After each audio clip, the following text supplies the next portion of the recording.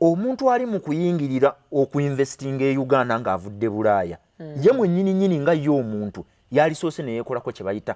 personal study ne yeesoma nga ye omuntu n'asobola okukola ki okwezuula okwetegeera kubanga okusooka ndowooza abantu babadde tebakimanyi bulijjo ngenda babadde bakimanyi ne babadde tebakisangako birowoozo kuba ebisinga babimanyi nenze ngenda bayamba kino bakiseeko ebirowoozo buli muntu alimu abantu basatu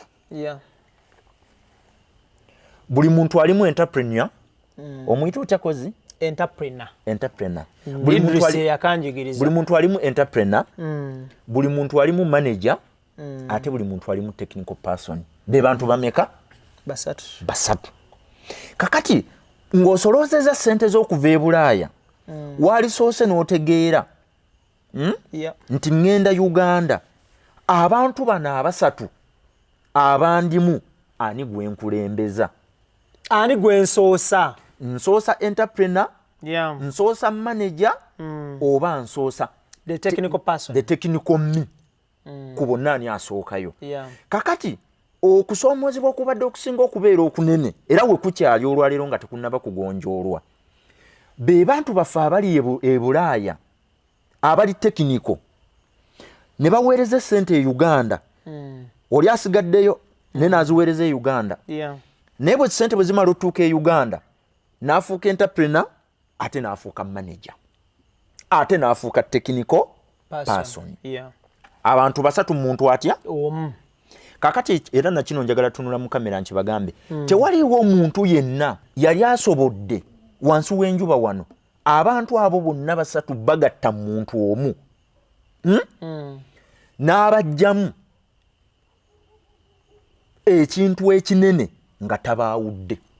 taliiyo bw'obeera entrepreneur yagalagaana mu businesses z'olina oteekwa okuzifunira manager as overseeing operations definitely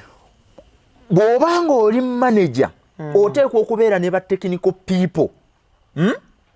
abamanyi how business operates from the ground aba operating a business. Thank you. Kakati gwe bw'obanga oyagala kubeera entrepreneur mind you entrepreneur obuvunaanyizibwa bwo nabwo katubwawule bw'obeera nga gwe vision bearer company oba organization omulimo gw'omunene gufaanaganako n'ogwa Semaka wano mu Africa gwaba nagwo ebiseera ebisinga Semaka buli wagabana obuvunaanyizibwa ne madaamu n'awunzika ng'akoze obuvunaanyizibwa obutali bubwe agenda okwesanga ng'ebibye by'alina okukola tabikoze ng'ali mu buvunaanyizibwa bwa muki muntu mulala. Kakati bw'obeera entrepreneur ng'oli London nedda oyinza okuba ng'oli Somalia oyinza okuba ng'oli Kenya naye nga gwe vision bearer gwe nannyini kirooto obuvunaanyizibwa bwo obunene we businga okubeera kuloota ku steeringa we na kumanya na kubeera na kifaananyi wa byokola gy'oyagala biggwere kwegamba kwe kuteeka ekirooto kyo mu nkola. Kakati gwe obuvunaanyizibwa bwo bubeera obusinga okuba obunene kuvuunula kirooto kyo ky'olina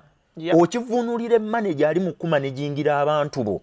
oba ebintu byo ekifaananyi ekyo bw'amala okifuna ye ng'akibreakinga down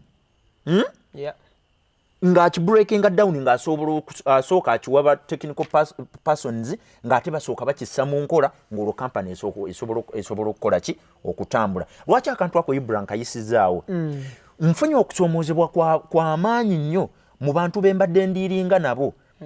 nga omuntu agasse byonna mu muntu omu. Lwaki ngamba agatta byonna? Omuntu abeera emitala w'amayanja naye nga yali mu kulagirira omusajja akoola kasooli bukya bw'asobola omukoola n'atamuwa chance omuntu ali wano kukozesa bukugu bwe na bumanyirivu kukola kintu ky'amanyi bwe bakikola.